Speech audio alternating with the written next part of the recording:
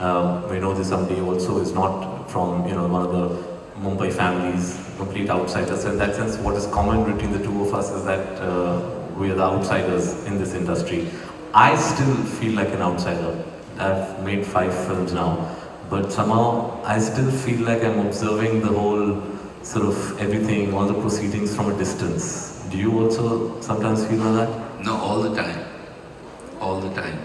That's one of the reasons I, don't go to many parties or functions or anywhere, because I feel very much an outsider, which is a great feeling, by the way. It's a wonderful feeling. Yeah, I feel comfortable with that. No, I'm not comfortable. I'm very happy with that. I'm really very happy with that. I would hate to be the insider, because there are a couple things here that it, first of all, gives us a viewpoint. Secondly, I think it makes us grateful in the right sense of the word, and that makes us as arrogant as not you, but I am. But it makes me grateful at the same time, because it's an interesting combination of arrogance and gratefulness, because I'm an outsider. I come from a little small house in Kashmir, so that helps. See, I was from Delhi. I was doing documentaries in Delhi, and I was doing a lot of work in Afghanistan post 9/11. But I was getting frustrated as a documentary filmmaker because I was not finding an audience. There was a very dwindling space for documentaries in India. I started, fortunately, getting commissions from international channels, so some of my documentaries being shown on channels abroad. But as a communicator, I was not meeting that audience. And that was my urge to start then. I realized I think the most powerful medium in this country is mainstream cinema. And if we want to tell a story, want to throw it out into the open, I guess mainstream cinema is the platform, and that's how I started making my moves. Aapki kya kahani? I've made one documentary, right? That's a very interesting story, actually. I've just made one in my life. And that one I made because when I came to Bombay, I had no money. And the films division said they'll give me 5,000 bucks to make a documentary. I just won the national award. So I made this film called An Encounter with Faces. And I had 4,000 feet of black and white film. And I had 6 days. And I had these kids who I had to film. So what I did was actually I never switched on the camera. I waited for that moment. When I thought I was going to get the moment, I used to switch on the camera. To cut a long story short, that film was nominated for an Oscar. I was sitting in the Oscar, I was very young, I was hardly 22, 21, and I was 100 times more arrogant then than I am now. So I sat there, and the guy who won, I was so sure I'm going to win the Oscar. I prepared my speech to thank the Academy and, to talk about destitute children. And I was very sure, because the guy who came to receive me in the little hotel I was in, I had no money, so I went into a motel. So the guy from Academy in the limo came to pick me up from the motel. So I opened the door, I was in my shorts. He said, Mr. Chopra, he said. I said, yes. Could I speak to him, please? I said, sure, yes. So he's looking around for Mr. Chopra. And then he looked at me and he said, you are Mr. Chopra? I said, yeah. And he was with an absolute hello, Mr. Chopra. And the moment he realized, and he said, how old are you, fucker? I said, 21. But they never gave me another documentary to make. Because the films division, when they looked at that documentary, they said, this is so bad that we cannot show it anywhere. And I asked them why. And they said, because there's no background music, there's no commentary, there's nothing. So I understand how you feel, but for me, the journey from documentary to feature film was not because it was a journey. I just did that because I needed to survive in Bombay.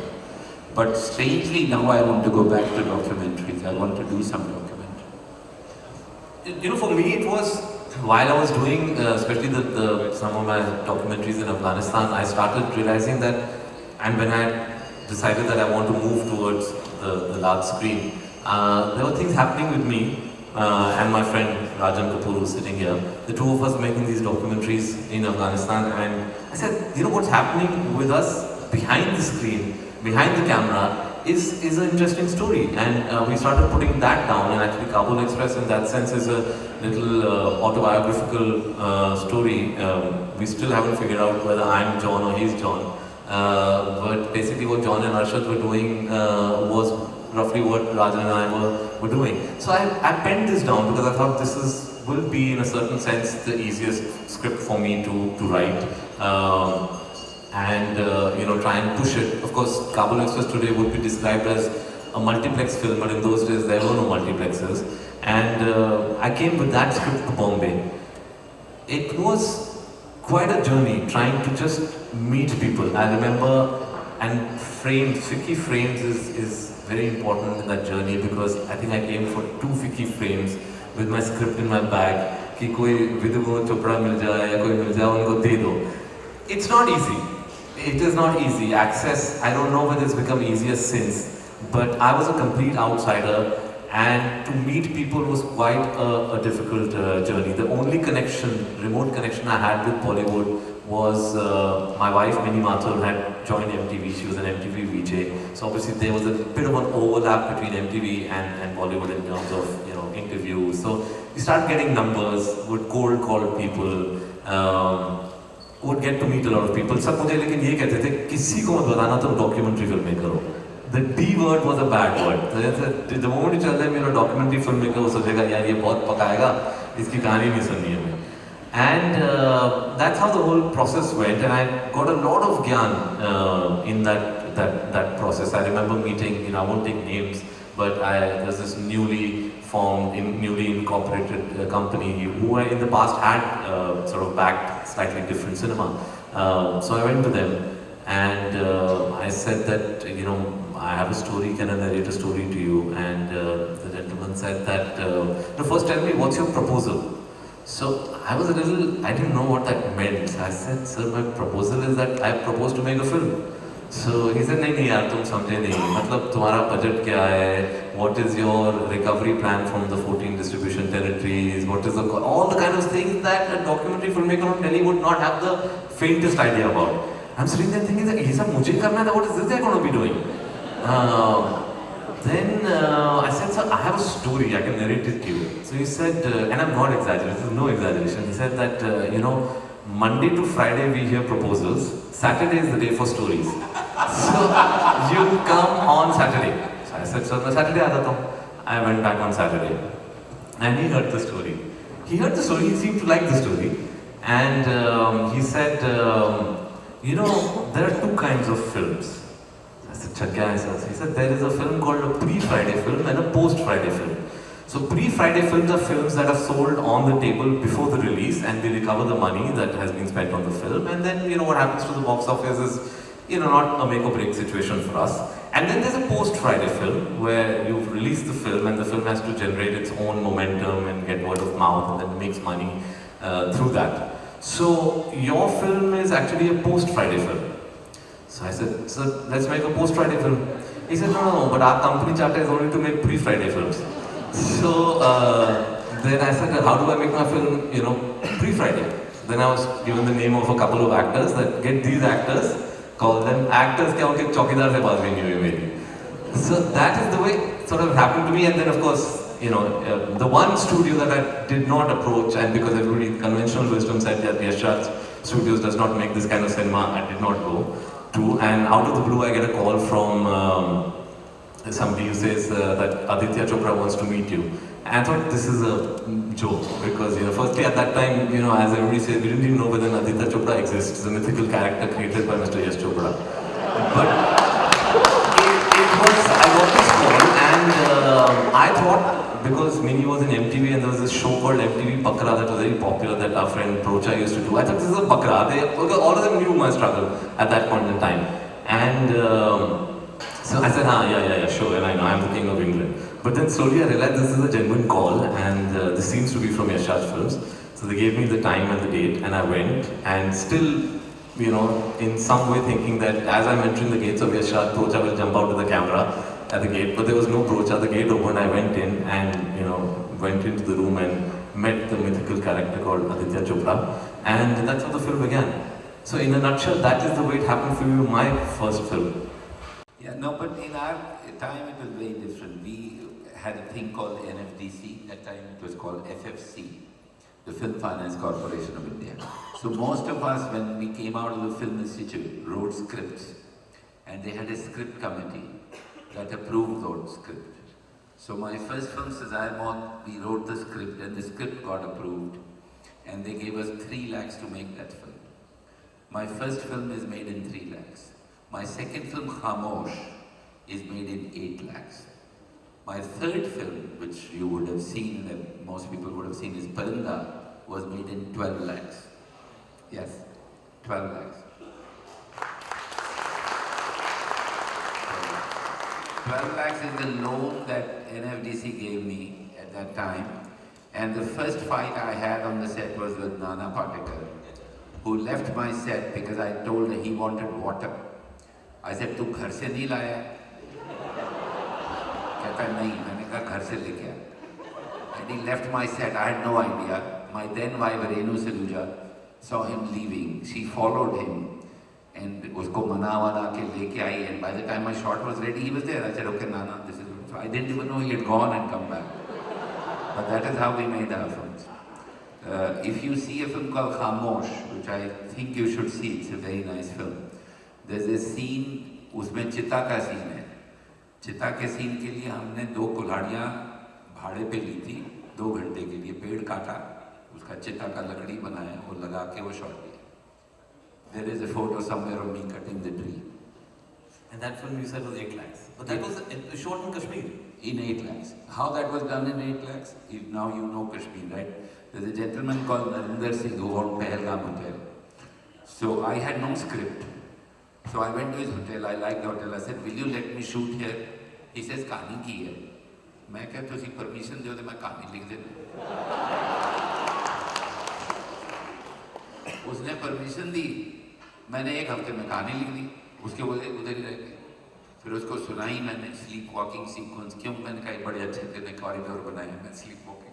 So that script is written not as a script, is written because a location was provided to me. And then the crazy thing is, that time Nasiruddin Shah, Shabana Azmi, Amol Palekar, they all agreed to be in the movie for no money. There was no money. If you made money, you give them money, otherwise there's no money. So he kept asking me, "अच्छा ते Shabana ji केड़े sweet विच रहेंगी?" मैं क्या यार इस पासे कुड़ियाँ रहेंगी, इस पासे बंदे रहेंगे. He thought I was joking. Then he asked Shabana, I put her online. So Shabana said, "Yes, we live like that. 4 girls and So that is how we made our films. It was crazy, it was completely mad. We had no money. Let me also tell you of a great man, Mangesh Desai, who was the sound and was some Dolby guy here, so I remember. I haven't paid for the mixing of my films. Mr. Feroz Khan, God bless his soul, has paid for my mixing. Because all the big producers, he was making a film then, he had booked Raj Kamal studio from 7 to 7. He never came at 7, he came at 10. So we used to go at 7. Mangesh Desai used to mix our film till 9:30. There was a guy waiting at Dadar who used to call. That time there were no mobile phones. जैसे फिरोज खान की गाड़ी निकलती थी, वो वहाँ उड़ीपी से phone करता था, "सर निकल गए." वो फट से चेंज करता था, रीलें निकाल के Firoz Khan.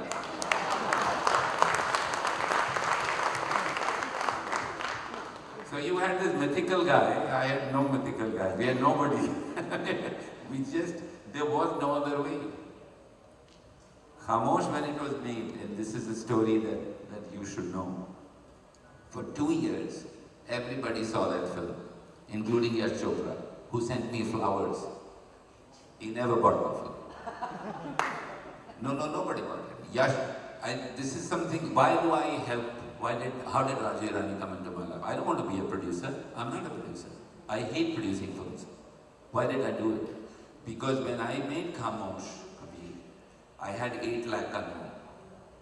Now the loan is unless you pay back the money, you can't get the next loan. Okay? That is the bottom line.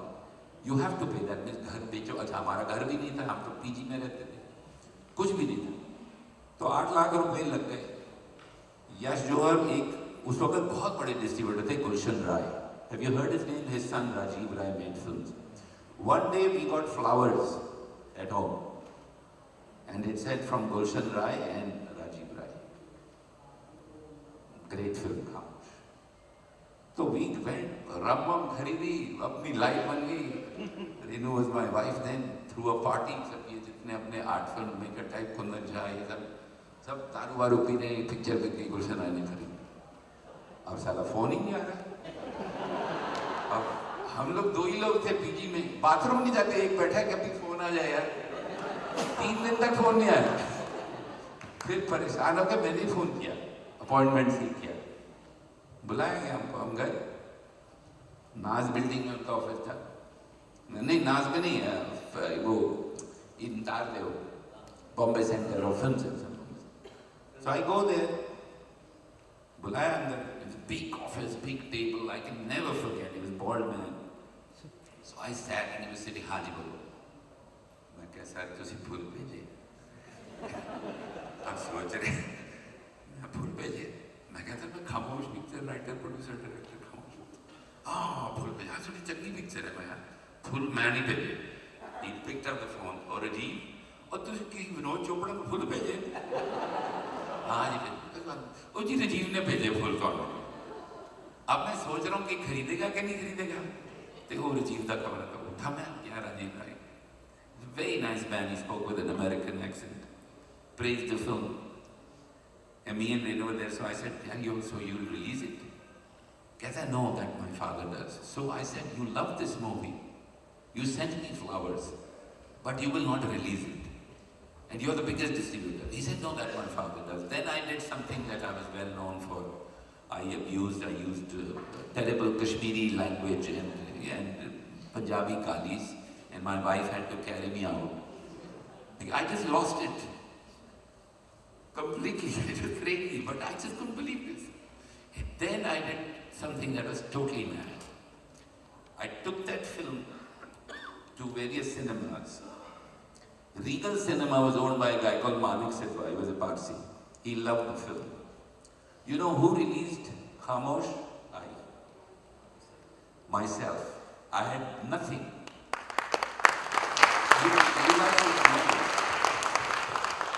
I took that cinema hall for 2 weeks. He gave it to me at 50-50, 60-40. So he said, it's a damn good film. Even if it doesn't make money, I will give you 2 weeks. He was a Parsi. So he took 50%, and if the film would make money, I would get 50%. And there were 3 shows, 3, 6 and 9. Now there were hoarding नहीं हो, cinema के बाहर बोलता है. उसने कहा मुझे एक ही चीज़ है, my cinema is reputed cinema, at least put a hoarding outside cinema. So I told him, will you pay so that, out of your 50 you take it? No, we never pay. Mr. Chopra, I will not pay for it. What do I do? So we go to Dadar, Beg, Yevo, literally got the hoardings. The hoardings were put there, and you know who did the lighting? Vinod Pradhan, my cameraman. We were lighting the hoarding. We painted it, took it in a tempo at night. Whole night I have personally stuck that hoarding in Regal. Next day, 3 o'clock, there was me, Renu Saluja, Vinod Pradhan, and 5 other guys in balcony. And नीचे कोई 10-20 लोग हैं, खाली cinema. 3 o'clock show. So I'm in full panic mode, and I'm making my notes. ये काट दो, ये काट दो, ये काट. That time there was only one print. It's not like you guys did. There was one print. So I told Renu, I said, cut the scene after the show. She said, I won't touch it till at least 3 shows are done. I started screaming. I said, you can't have a producer, I have the right. And it's rubbish. This film is not working. It's too slow. We have to cut the sleepwalking. We have to do this. And I'm screaming. And she, Vinod Pradhan, took her to a cafeteria. Regal mein un dino niche cafeteria tha. I wonder if it's still there. And I went to the loo. Now this is education for you. I'm in the loo, taking a leak. There are those, out of those 5 guys, 3-4 guys were there. So एक मेरे को बोलता है, I'm taking a leak. तू बनाएगा picture? तू बनाएगा picture? I don't want to answer. I'm quiet. हाँ तो काय को टेंशन लेता है? तेरा नाइट शो फुल है. टेंशन मत ले, अच्छा बना. नाइट शो फुल है. He said it and he left. I couldn't follow him. I had to finish my leak. I went and washed hands, and I'm looking for the guy. He's nowhere. And I told Vinod Pradhan, I said, "What guy told me?" 6 o'clock show के time में 9 o'clock show full के board लग गए. And that mother was there. You know, it's not over yet. I have to tell you the main thing. At 6 o'clock the board was on. 9 o'clock that guy with those other 5 guys was out there. 30 ka 40, 30 ka 40, 30 ka.